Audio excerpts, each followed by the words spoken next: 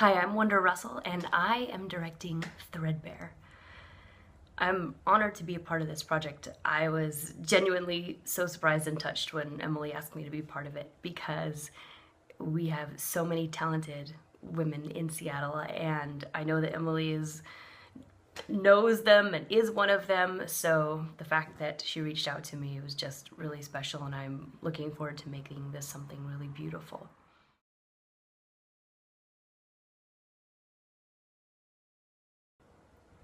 This project is really ambitious. It's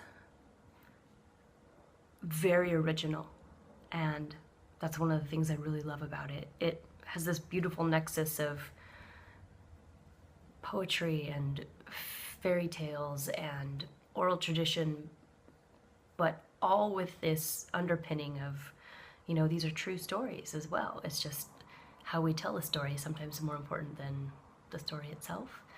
And I think we have a chance to do something really beautiful that's honoring the truth of the poems while telling the story, telling that poem in a magical way that just captures people's imagination. That's what I'm hoping to do for Emily. I'm really excited to do that. I grew up on fairy tales. I actually have a book that was my dad's book. This might be backwards, but it's the Golden Book of Fairy Tales, and I grew up reading all of these amazing, really mostly obscure fairy stories, which a lot of them have really sad endings, and my favorites are definitely in here. And most people don't know that my name is actually from one of the fairy stories in this book. It was one of my dad's favorites growing up.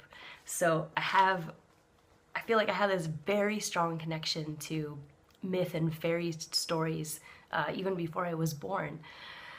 And they always just, I think maybe like good sci-fi, tells us something about our current state of the world, or our current state of being, or our humanity in an alternate universe setting that kind of allows for that distance to have perspective on it. And for me, that's what myths and legends also provide. I have a lot of favorite poems. I was in a poetry club in college. I wrote poems weekly for our student paper. And I have one that's probably very close to me, and I might save that for when I see you in person, whoever you are. But I was thinking back about this morning, and I realized that there's this whole series of poems by Tennyson called In Memoriam, grieving the death of a friend.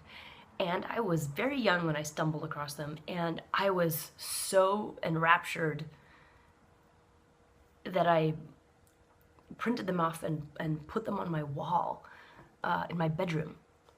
And I couldn't have been more than 12 or 14, and I didn't know anything about loss at all. I was just like, why are you focusing on this? And for me, it was just the incredible love was powering through his grief, and it just completely captured me because I'd never seen or never experienced love expressed that way, so strong and so pure, because you got a sense of its magnitude because of its absence.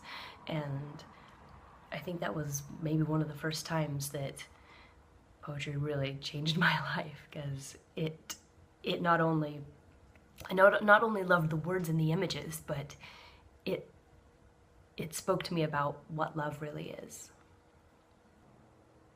If you're watching this and in Seattle, I think that the people who know me in the film community here in Seattle know me primarily as an actor. I did go to film school, and I directed several shorts while I was there. And then I kind of moved away from it just because of the barriers to entry for having a camera. And I mean, we shot on 16mm film, and I didn't even know what to do after that experience. I mean, we didn't have even cell phones that we could even take a photo on. So it feels really whole and wonderful to be coming kind of full circle back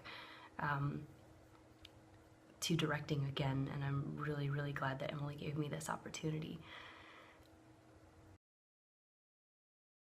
I directed a film called Revelation a couple years ago now, and I remember seeing Emily. She came in for the screening, and it was a very grand affair, and Teatro Zanzani, and it was just, she had on this beautiful butterfly mask that was all sparkling with rhinestones, and she was laughing and in mid, running in, and I caught her and was like, oh, I'm so glad you came.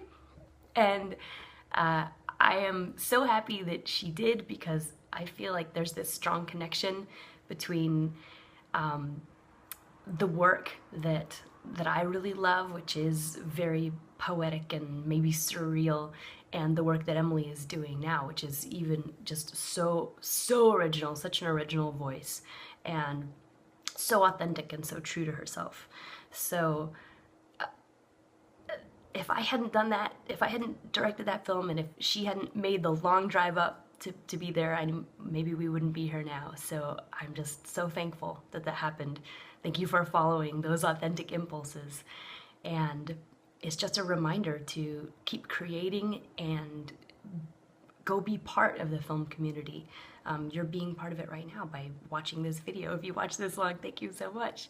Thank you for being our community, because art is really, it can exist, without an audience, but it's kind of, it's kind of like apples that fall off the tree in an orchard and are never, they grow wild. It's so much better to share it and to talk about it and to let it inspire us and have that ripple effect out. So I hope that's what these series of films do for you, to provide conversation, provide some magic, connections, and community. And I just thank you so much for being part of this.